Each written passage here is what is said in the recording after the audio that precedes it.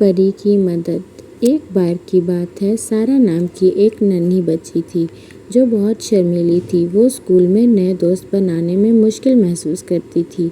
وہ اکثر اکیلی رہتی تھی۔ ایک دن جب سارا اسکول سے واپس آ رہی تھی، وہ ایک چھوٹے سے باغ میں بیٹھ گئی اور دل ہی دل میں اداس ہو گئی۔ اچانک ایک چمکتی ہوئی روشنی اس کے سامنے آئی اور اس روشنی سے ایک ننھی سی پری ظاہر ہوئی۔ پری نے سارا سے پوچھا، تم اتنی اداس کیوں ہو؟ سارا نے جواب دیا، مجھے اسکول میں دوست نہیں مل رہے، میں خود کو بہت اکیلی محسوس کر رہی ہوں۔ پری نے مسکرا کر کہا، میں تمہاری مدد کر سکتی ہوں، لیکن شرط یہ ہے کہ تم خود پر اعتماد کرنا سیکھو۔